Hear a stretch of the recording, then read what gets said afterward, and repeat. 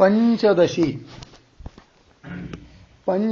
ग्रंथ में ध्यानदीप प्रकरण, और इस ध्यानदीप प्रकरण में आज श्लोक नंबर है 143। तो इस श्लोक की अवतरणिका को देखिए। मरणे ब्रह्मलोके वा तत्वं विज्ञायमुच्यते इति उक्तार्थे श्रुतिम प्रमाणयति। तो पीछे श्लोक नंबर 136 में एक बात कही थी कि मरण काल में कि वह ब्रह्मलोक में उस उपासक को तत्वज्ञान होकर वो मुक्त हो जाता है। ऐसा आया था ना 136 नंबर के श्लोक में। मरणे ब्रह्मलोके वा तत्वं विज्ञायमुच्यते। तत्वज्ञान प्राप्त होने के पहले यदि उस उपासक की मृत्यु हो जाती है तो उसका उपासन करना क्या व्यर्थ होगा क्या, ये प्रश्न था। तो उत्तर दिया व्यर्थ नहीं होता है कि मरण के काल मृत्यु के समय में क्यों वहां ब्रह्मलोक में उसको तत्वज्ञान होकर वो मुक्त हो जाता है, ये बात कही थी। उस अर्थ में अब प्रमाण दे रहे हैं। इति उक्तार्थे श्रुतिम प्रमाणयति। तो क्या श्रुति है वो, तो मंत्र के श्लोक के माध्यम से उसका उल्लेख कर रहे हैं। निष्कामोपासनान्मुक्ति तापनीये समीरिता ब्रह्मलोकस्य शैव्य प्रश्ने समीरितः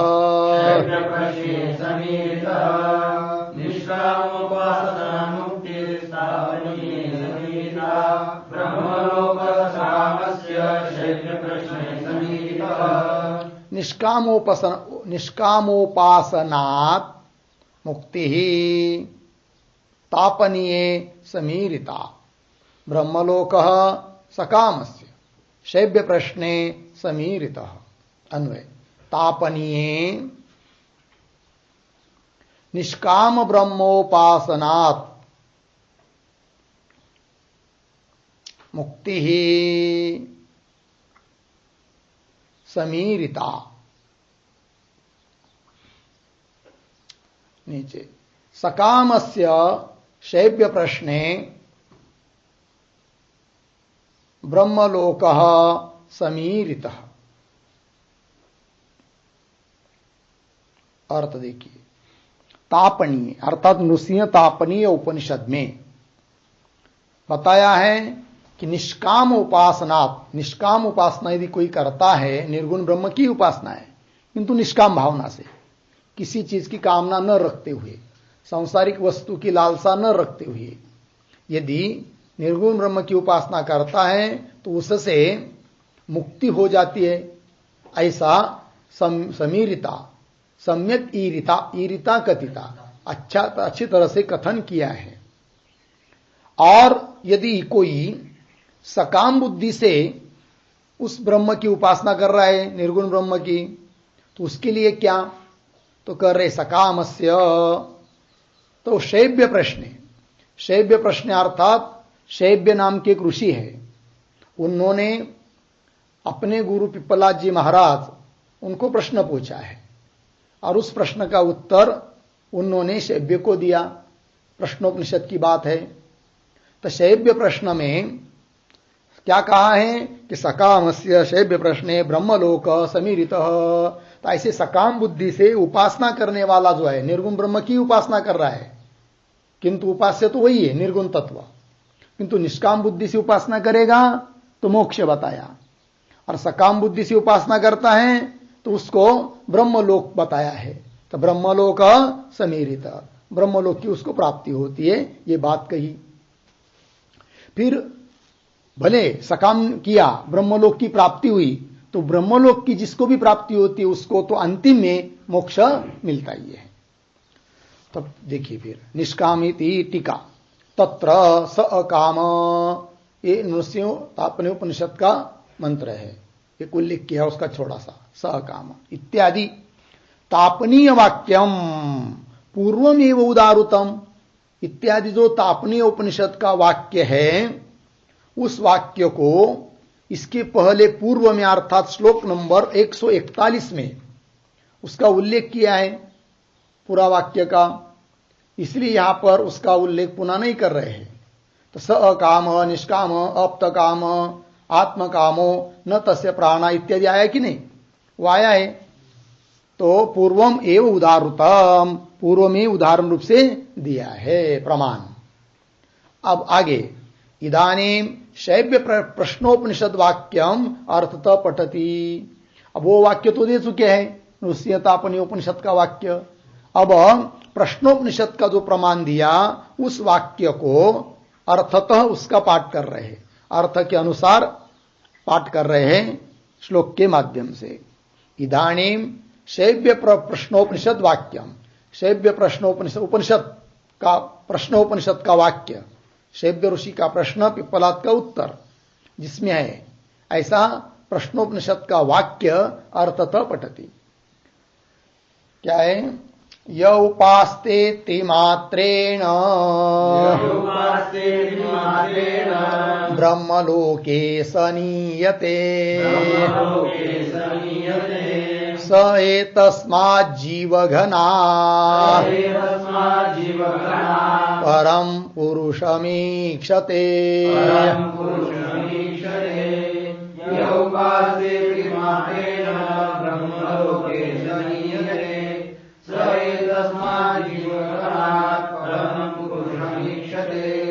ये उपास्ते त्रिमात्रेण, यह उपास्ते त्रिमात्रेण ब्रह्मलोके सह नीयते, सह एतस्मात् जीवघनात् परम पुरुषम ईक्षते। अन्वय, यह त्रिमात्रेण उपास्ते सह ब्रह्मलोके नीयते, नीचे सह एतस्मात् जीवघनात् परम पुरुषम ईक्षते। अर्थ देखिए, यह जो कोई त्रिमात्रेण उपास्ते, तीन मात्रा से उपासना करता है। त्रिमात्रा मतलब अकार उकार मकार, इन तीन मात्रा से युक्त जो ओंकार ओम, उसके द्वारा उपासना करता है। उपास्ते स ब्रह्मलोके नियते, उसको कहा ले जाया जाता है? ब्रह्मलोक में, वो ब्रह्मलोक में उसको ले जाते हैं।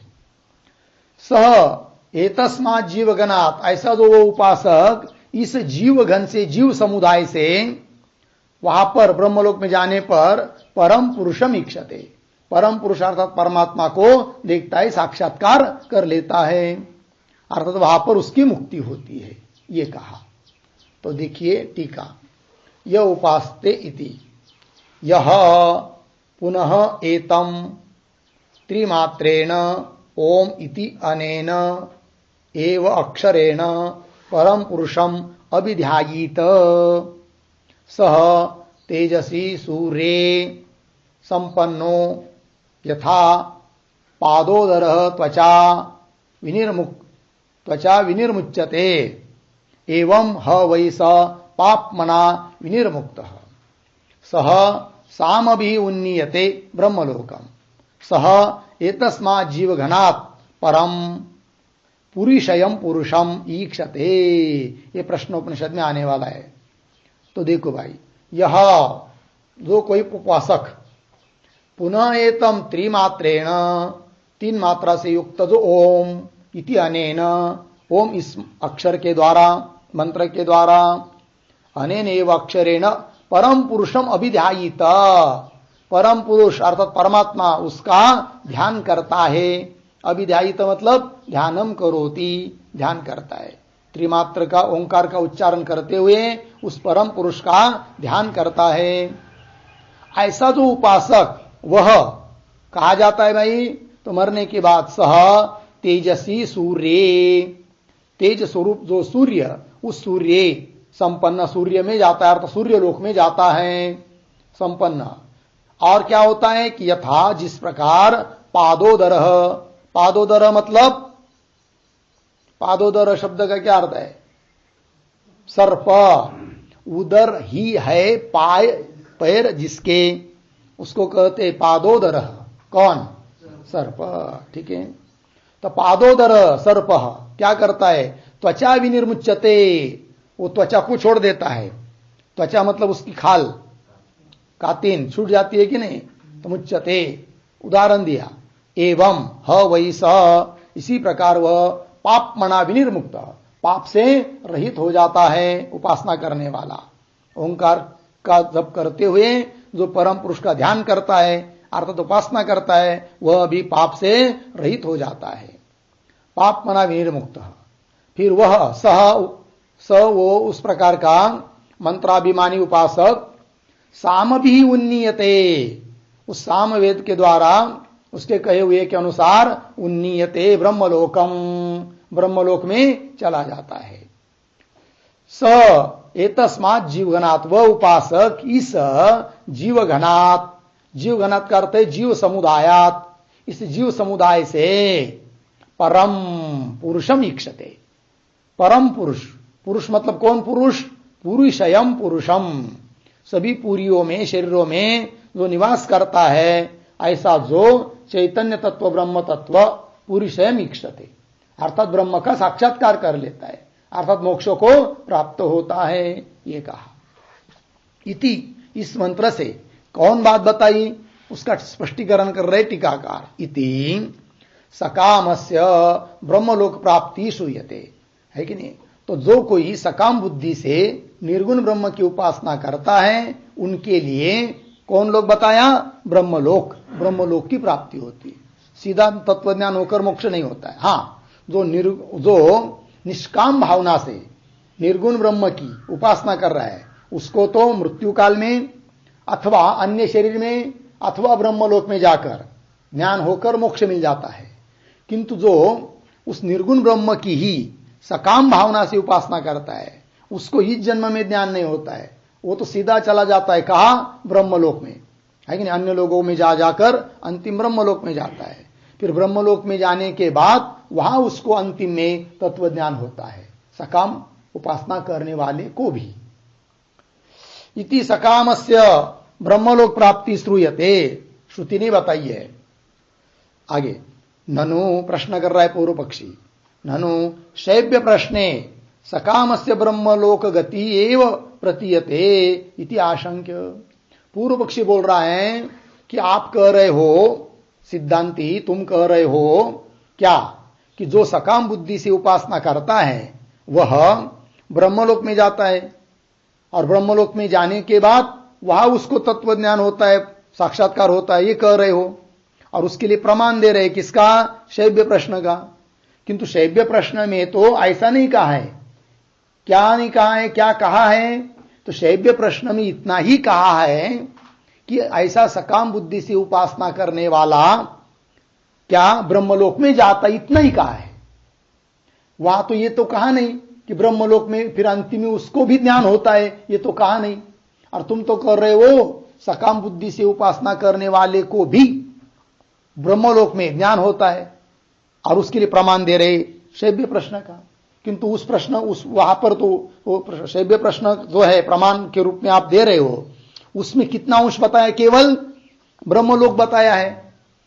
ब्रह्मलोक में उस सकाम बुद्धि वाले सकाम उपासकों को भी ज्ञान होता है ऐसा तो उसमें कहा नहीं है, तो आप कैसे बता रहे हो? ये शंका करने वाले का से। ननु शैव्य प्रश्ने, मिला पंक्ति, शैव्य प्रश्ने सकामस्य ब्रह्मलोक गति ही एव, सकाम को ब्रह्मलोक की प्राप्ति ही बताइए केवल, है कि नहीं? गति एव प्रतीयते इति आशंका, शंका की। तो देखिए आगे, तत्र तत्व साक्षात्कारस्य श्रूयते। अब फिर सिद्धांति कह रहे ठीक है, उसमें शैव्य प्रश्न में वहां पर भले तत्व साक्षात्कार उसके लिए नहीं बताया है, केवल ब्रह्मलोक की गति बताई है, ब्रह्मलोक की प्राप्ति बताई है, किंतु अन्य जगह तो तत्व साक्षात्कार बताया है। इसलिए हमने कहा कि निष्काम बुद्धि, सकाम बुद्धि से निर्गुण ब्रह्म की उपासना करने वाला जो है उसको ब्रह्मलोक की प्राप्ति होकर वहां ज्ञान होता है, ऐसा हमने कहा। ये सिद्धांति बोल रहे क्योंकि उसके लिए अन्य प्रमाण मौजूद है। तत्र तत्व साक्षात्कार च श्रूयते इति आह। तो कहां श्रूयते भाई? तो उत्तरार्ध में बताया है, स एतस्मात् जीवगणात् परम पुरुषम ईक्षते। ठीक है ना?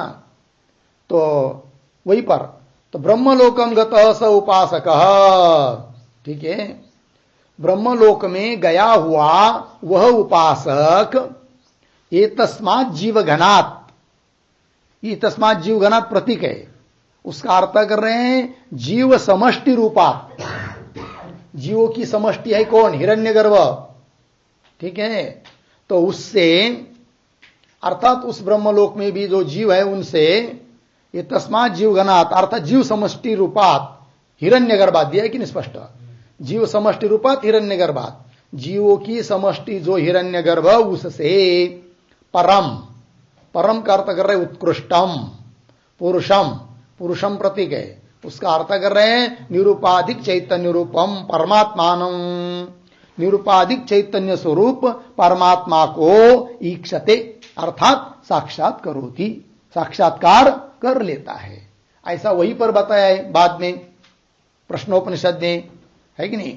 तो स सामभि उन्नीयते ब्रह्मलोकम, इतना कहा कि नहीं? उतने पर प्रश्न किया तो उसका उत्तर दिया फिर उत्तरार्ध से स एतस्मात् जीवगणात्, अर्थात वही का प्रमाण है प्रश्नोपनिषद का, स एतस्मात् जीवगणात् परम पुरुषयम पुरुषम ईक्षते, उस पुरुष का, निरूपाधिक पुरुष का, ब्रह्म का साक्षात्कार कर लेता है, वही बताया है।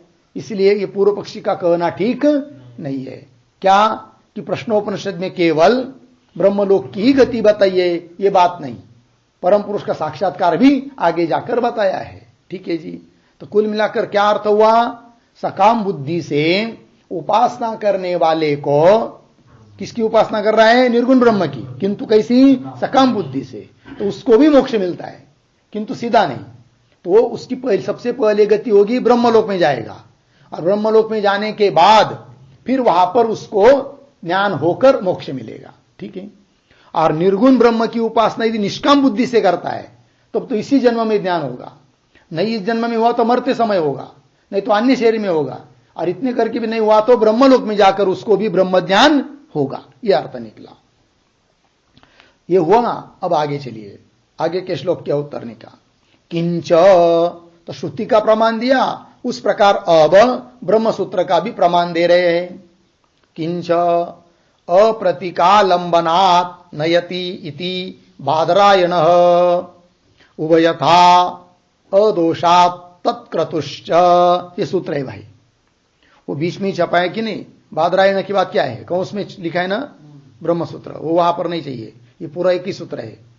अप्रतिकालंबनात् नयति बादरायणः उभयथा, और च नहीं चाहिए, उभयथा अदोषात् तत्क्रतुश्च, इतना सूत्र है। इसके बाद चाहिए ब्रह्म सूत्र 4-3-15, ऐसा ये ब्रह्म सूत्र है।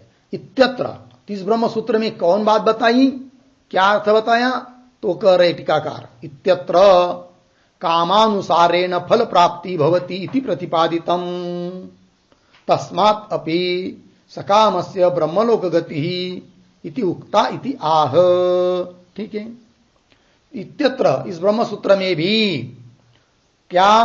कामानुसारेण, काम के अनुसार, उपासक की जो भी कामना होगी उसके अनुसार फल प्राप्ति भवति, फल की प्राप्ति होती है, इति प्रतिपादितम, ऐसा प्रतिपादन किया है। तस्मात्, इसलिए भी सकामस्य ब्रह्मलोक गति, सकाम पुरुष को ब्रह्मलोक की प्राप्ति होती ही है, ऐसा इस ब्रह्म सूत्र का आधार लेकर भी कहा जाता है। ठीक है। तो क्या कहा है ब्रह्म सूत्र में, उसका स्पष्टीकरण ब्रह्म सूत्र का अध्ययन करते समय होगा, किंतु तो भी थोड़ा सा लिख लीजिए। अप्रतिकालंबनान, प्रतीक, अप्रतिकालंबनान बराबर प्रतीकोपासक भिन्नान उपासकान, प्रतीकोपासक भिन्नान उपासनान,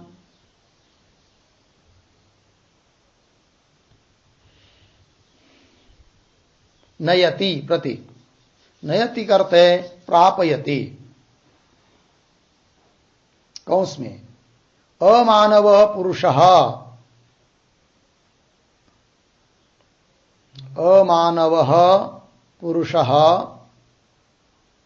तान एव ब्रह्मलोकम नयति, तान एव ब्रह्मलोकम नयति, अर्धविराम, न सर्वान इत्यर्थः।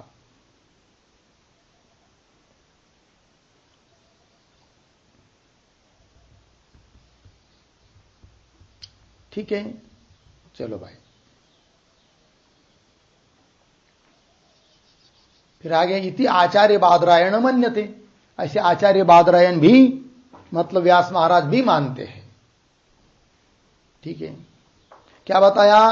अप्रतीक अलंबनान, मतलब प्रतीक उपासक जो है उनसे भिन्न, अर्थात अहंग्रह उपासना आदि करने वाले, है कि नहीं? तो प्रतीक उपासक भिन्नान उपासका नयति प्रापयति, कहां पर? ब्रह्मलोक में। कौन ले जाता है? अमानव, मानव भिन्न कोई पुरुष उसको ही ब्रह्मलोक में ले जाता है, न सबको, यह अर्थ हुआ। ऐसा आचार्य बादरायण अर्थात व्यास महाराज कहते हैं, मानते हैं। और उभयता अदोषात, ये भी आया है।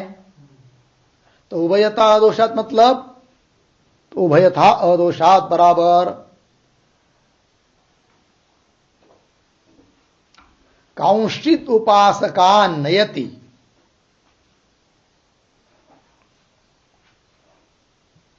कांश्चित उपासकान नयति, कांश्चित न नयति, कांश्चित न नयति इति उभयथा अपि, इति उभयथा अभ्युपगमे अपि, इति उभयथा अभ्युपगमे अपि अदोषात्,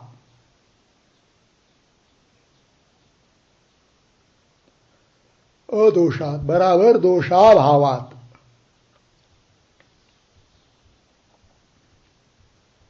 दोषाभावात्। ठीक है, आगे प्रतीक तत्क्रतुश्च बराबर तस्य कार्य ब्रह्मणः क्रतुः,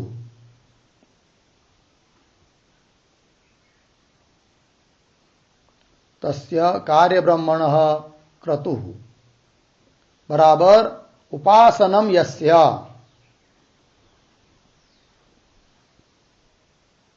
उपासनम यस्य सह तत्क्रतुः, सह तत्क्रतुः बराबर उपासक इत्यर्थः।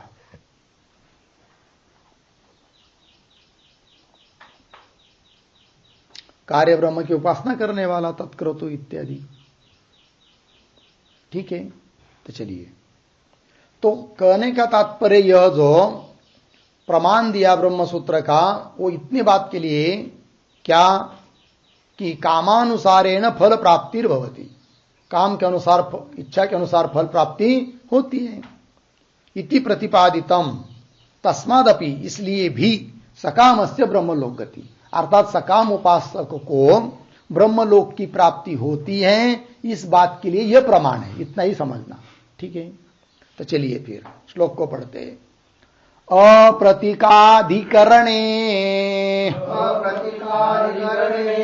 तत्क्रतु न्याय ईरितः ब्रह्मलोक फलम तस्मात् सकामस्येति वर्णितम्।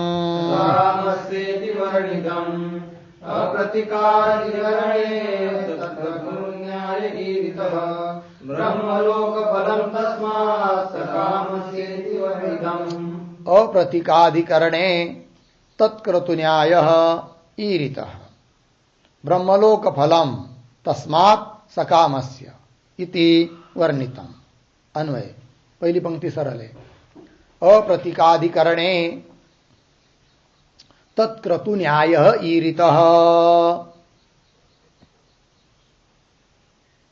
नीचे तस्मात् सकामस्य ब्रह्मलोक फलम इति वर्णितम। ब्रह्मलोक फलम इति वर्णितम। ठीक, अधिक अर्थ देखिए, अप्रतीकाधिकरणे, ये जो ब्रह्म सूत्र का सूत्र दिया ना, वो उस अधिकरण में आता है, अप्रतीक अधिकरण में, क्योंकि ब्रह्म सूत्र में ऐसे बहुत सारे अधिकरण हैं। वो आएगा आपको पढ़ते समय, अधिकरण किसको कहते हैं आदि आदि करके, है कि नहीं। तो बहुत सारे अधिकरण हैं। तो उस प्रतीक अप्रतीक अधिकरण में तत्क्रतु न्याय कथन किया है। ईरितो नाम कथित।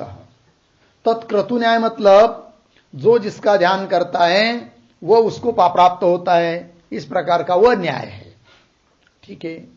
और अर्थात उस ब्रह्मसूत्र में आया हुआ अप्रतीक अधिकरण को प्रमाण मानकर सिद्ध होता है क्या, कि तस्मात् सकामस्य, सकाम पुरुष जो है, सकाम बुद्धि से उपासना करने वाला जो है वह, उसके लिए ब्रह्मलोकम इति वर्णितम, उसके लिए ब्रह्मलोक की प्राप्ति होती है, ऐसा बताया है। ठीक है, चलिए आगे। तर्हि सकामस्य तत्वज्ञानम कुतः जायते इति आशंक्य आह। तो पूर्व पक्षी बोल रहे हैं, यदि सकाम पुरुष को ब्रह्मलोक रूप फल प्राप्त होता है, ब्रह्मलोक में जाता है वो, तब ऐसे सकाम पुरुष को तत्वज्ञान फिर कहां से उत्पन्न होगा, कैसे उत्पन्न होगा, ये बताओ। तर्हि सकामस्य तत्वज्ञानम कुतः जायते, सकाम पुरुष को तत्वज्ञान कहां से उत्पन्न होता है, इति आशंक्य, ऐसा प्रश्न किया तो उत्तर दे रहे, निर्गुणोपास्ति सामर्थ्यात् तत्र तत्त्वमवेक्षते पुनरावर्तते नायम् कल्पान्ते च विमुच्यते।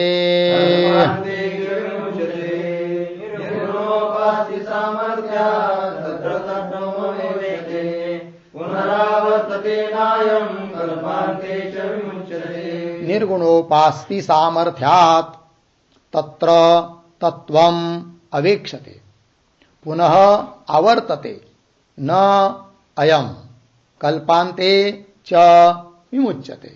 अन्वय, निर्गुणोपास्ति सामर्थ्यात्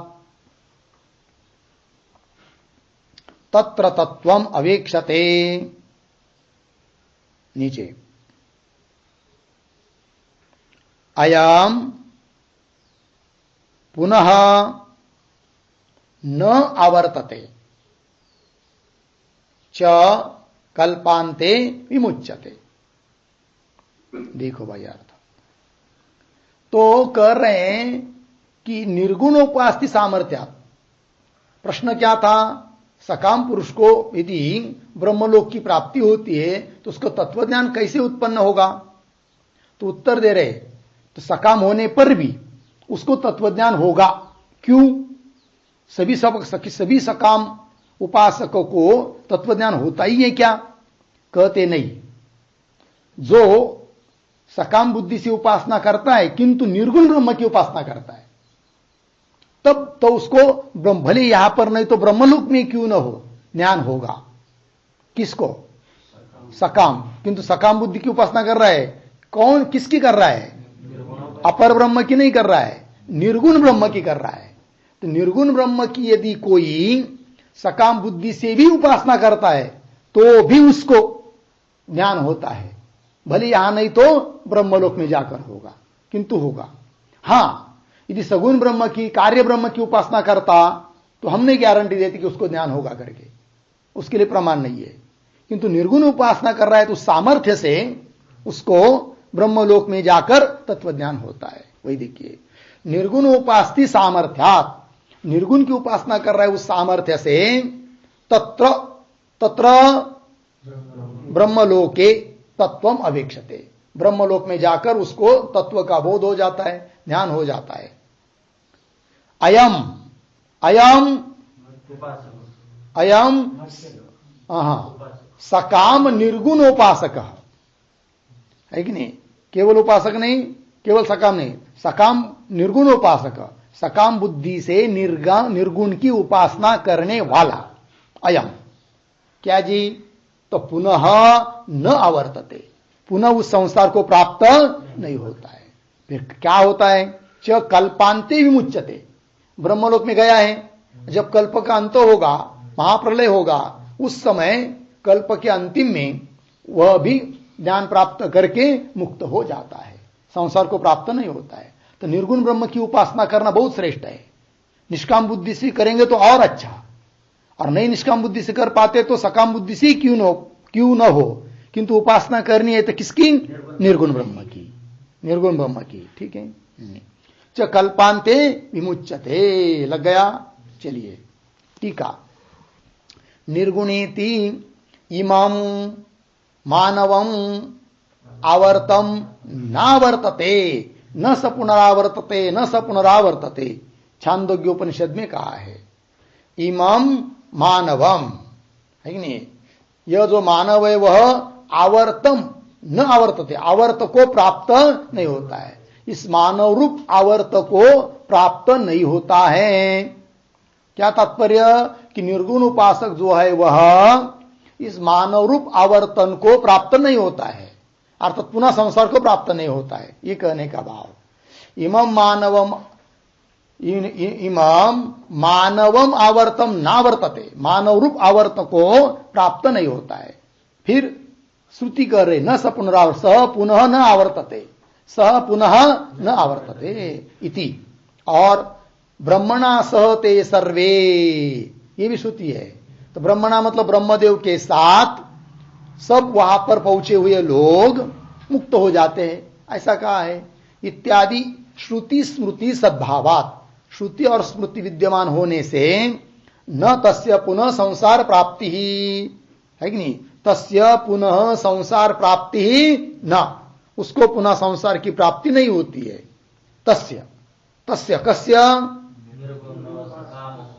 सकाम निर्गुणोपासकस्य, सकाम बुद्धि से जो निर्गुण की उपासना करता है उसको भी पुनः संसार की प्राप्ति नहीं होती है, किंतु मुक्ति एवं इत्याह, तो मोक्ष ही प्राप्त होता है। ठीक है, इदानीं प्रणोपासन प्रसंगात बुद्धिस्तम तद्वैविध्यम दर्शयति। अब प्रणोपासना बताया, ओंकार की उपासना बताई कि नहीं, तो प्रणव की उपासना है, तो प्रणव उपासना का प्रसंग चल रहा है, अतः बुद्धिस्तम तद्वैविध्यम, उस प्रणव उपासना के भी दो प्रकार है, उसको अब स्पष्टीकरण कर रहे, दर्शयति, दिखा रहे ग्रंथकार। प्रणवोपास्तय प्रायो निर्गुणा एव वेदगाः क्वचित् सगुणताप्युक्ता प्रणवोपासनस्य हि।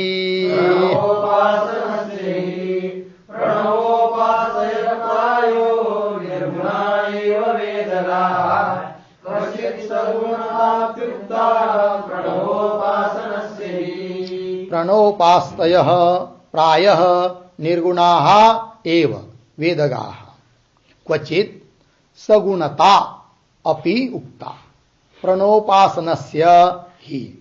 अन्वय, प्रणवोपास्तयः प्रायः निर्गुणाः एव वेदगाः।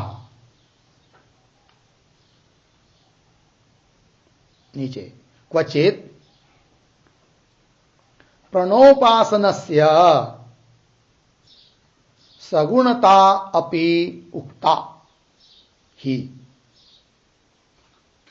ठीक है, अर्थ देखिए भाई, प्रणवोपास्तय, प्रणव की उपासनाएं प्रायः निर्गुणा एव, निर्गुण ही होती है। वेदगाह, वेद में बताया है।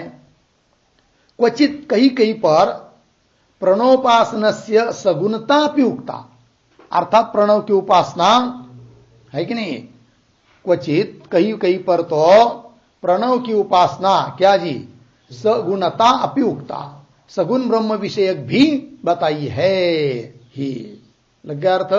तो निर्गुण ब्रह्म विषयक ही प्रणव की उपासना होती है, किंतु कहीं कहीं तो सगुण ब्रह्म विषयक भी प्रणव की उपासना कही है। ठीक है, तो आगे द्वैविध्य प्रमाण माह, इस प्रकार दो प्रकार का भेद आप बता रहे प्रणव की उपासना का, इसके लिए प्रमाण क्या?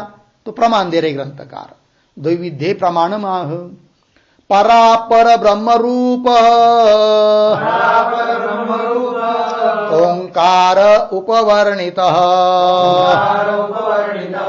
पिप्पलादेन मुनिना सत्य कामाय पृच्छते। परापर ब्रह्म रूप ओंकार उपवर्णित पिप्पलादेन मुनिना सत्य कामाय पृच्छते। परापर ब्रह्म रूप ओंकार उपवर्णित पिप्पलादेन मुनिना सत्य कामाय पृच्छते। अन्वय पिप्पलादेन मुनिना पृच्छते सत्य कामाय, पृच्छते सत्य कामाय। परापर ब्रह्म रूप ओंकार उपवर्णितः, परापर ब्रह्म रूप ओंकार उपवर्णित। ठीक है, अर्थ देखो भाई, तो पिप्पलादेन मुनिना, पिप्पलाद मुनि ने, आचार्य ने, ठीक है जी, पृच्छते सत्य कामाय, पूछने वाले सत्य काम को, 6 ऋषि ने गए थे ना उनके पास, तो उनमें एक सत्य काम भी थे, तो सत्य काम ने पूछा था, सबने पूछा है, तो सत्य काम ने भी कुछ पूछा है, तो पूछने वाले सत्य काम को बताया है पिप्पलाद मुनि ने। क्या बताया है? परापर ब्रह्म रूप ओंकार, ओंकार अर्थात ओम प्रणव, वो पर ब्रह्म रूप भी है, अपर ब्रह्म रूप भी है। पर ब्रह्म अर्थात निर्गुण ब्रह्म, अपर ब्रह्म मतलब सगुण ब्रह्म, तो निर्गुण ब्रह्म परक भी है और सगुण ब्रह्म परक भी है, उपवर्णित। तो ओंकार प्राय निर्गुण ब्रह्म परक होने पर भी कहीं कहीं सगुण ब्रह्म परक भी उसको बताया है। तो ये द्वैविध्य हुआ, दो प्रकार हुआ। तो परापर ब्रह्म रूप, पर ब्रह्म अपर ब्रह्म, पर ब्रह्म मतलब निर्गुण निराकार शुद्ध चैतन्य, अपर ब्रह्म मतलब हिरण्यगर्भादि कार्य ब्रह्म। तो परापर ब्रह्म रूप ओंकार उपवर्णित, यहां पर का अर्थ निर्गुण, अपर का अर्थ है सगुण। ठीक है, टीका परापरेति एतद् वै सत्य काम परम च ब्रह्म यद ओंकार तस्मात् विद्वान् एतेन एव आयतनेन एकतरत्वम् अन्वेति इति उभय रूपत्वम् प्रतिपादितम् इत्यर्थः। ऐसा प्रश्नोपनिषद में पिप्पलाद मुनि ने सत्य काम को बताया है, उभय रूपत्व। तो देखिए, एतद् वै सत्य काम, हे सत्य काम, परम च ब्रह्म, पर ब्रह्म अपर ब्रह्म, यद ओंकार, जो कि ओंकार है, अर्थात ओंकार ही पर ब्रह्म है और ओंकार ही अपर ब्रह्म है। ओंकार तस्मात्, इसलिए विद्वान, विद्वान पुरुष एतेन एव आयतनेन, एतेन मतलब इन दोनों में से किसी एक के आयतन से, आयतन मतलब आश्रय, किसी एक का आश्रय लेकर, अर्थात ओंकार परब्रह्म परक ओंकार को लेकर किंवा अपर ब्रह्म परक ओंकार को लेकर, आयतनेन आश्रयेन किंवा साधनेन, क्या क्या होता है? आयतनेन एकतरम अन्वेति, एकतर मतलब किसी एक ब्रह्म भाव को ही प्राप्त होता है। यदि ओंकार से परब्रह्म की उपासना करेगा तो परब्रह्म को प्राप्त होगा, और अपर ब्रह्म की उपासना करेगा तो अपर ब्रह्म को प्राप्त होगा, ऐसा कहा है। कौंस में क्या लिखा है आपके? वो मैत्रा नहीं, वहां पर चाहिए प्रश्न, और 5-2 ये नंबर है उसका।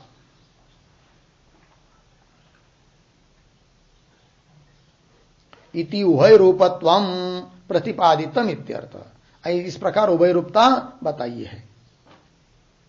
आगे चलिए, तो कठवल्याम, कठोपनिषद में भी बताया है, इसको कह रहे हैं कठवल्याम यमेन अपि, यमराज जी ने भी बताया है, किसको? नचिकेता को। क्या बताया? एतत् आलम्बनम ज्ञात्वा इत्यादि मंत्र से बताया है कि नहीं? यमेनापि एतत् आलम्बनम ज्ञात्वा इत्यादिना द्वैविध्यम उत्तम इत्याह। तो यमराज ने भी नचिकेता को उस प्रणोपासना का द्वैविध्य बताया है एतत् आलम्बनम इत्यादि मंत्र के द्वारा। कठोपनिषद में दूसरे अध्याय में 17 नंबर की वल्ली, 17 नंबर का मंत्र, ठीक है। कठोपनिषद में 2:17 है, मतलब दूसरे वल्ली में 17 नंबर का मंत्र हो सकता है। 6 वल्ली पकड़ेंगे तो अध्याय होता तो और एक नंबर चाहिए ना, फिर तो दूसरी वल्ली में 17 होगा। देख लीजिए बात में, एतत् आलम्बनम ज्ञात्वा, यह आलम्बन मतलब पर ब्रह्म अपर ब्रह्म है कि नहीं, पर अपर ब्रह्म रूप आश्रय। आलम्बन मतलब आश्रय, पर ब्रह्म को क्यों अपर ब्रह्म रूप आश्रय को जानकर इत्यादि मंत्रों में द्वैविध्य बताया है यमराज ने भी नचिकेता को। श्लोक, एतदालम्बनम ज्ञात्वा यो यदिच्छति तस्य इति प्रोक्तम यमेनापि पृच्छते नचिकेतसे।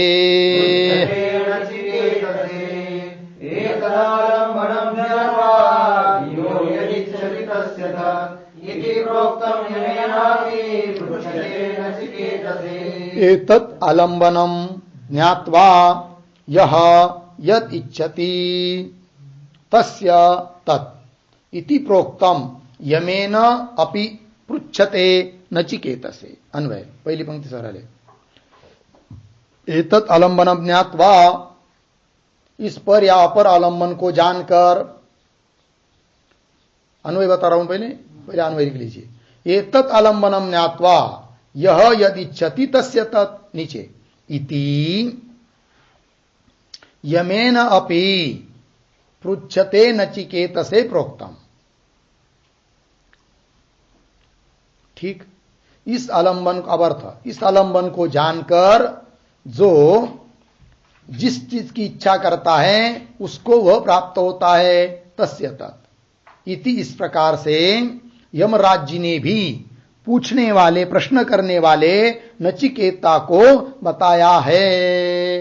हो गया जी, द्वैविध्य हो गया। फिर अब उक्तम अर्थम उपसंवरति, अभी तक बताया हुआ जो अर्थ है उसका उपसंहार कर रहे हैं। मतलब श्लोक नंबर 136 से लेकर 149 तक जो अर्थ बताया उसका अब उपसंहार कर रहे हैं, समाप्ति कर रहे हैं। 136 में बताया था ना क्या, कि उपासना करने वाला पुरुष यदि ज्ञान प्राप्त होने के पहले मर जाता है कि नहीं, तो उसको मोक्ष मिलता है कि नहीं मिलता है ज्ञान होकर, ये पूछा था। तो वह उसकी बात यहां तक चली, अब उसका उपसंहार कर रहे हैं। इहवा मरणे वास्य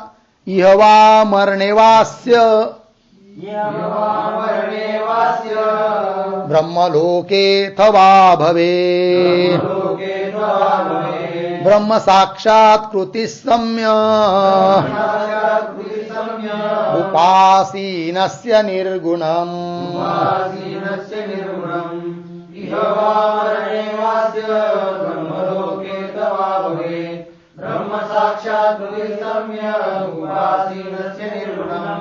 इह वा मरणे वा अस्य ब्रह्मलोके अथ वा भवेत् ब्रह्म साक्षात्कृति सम्यक् उपासीनस्य निर्गुणम्।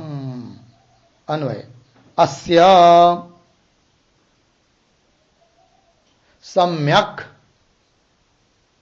निर्गुणम् उपासीनस्य,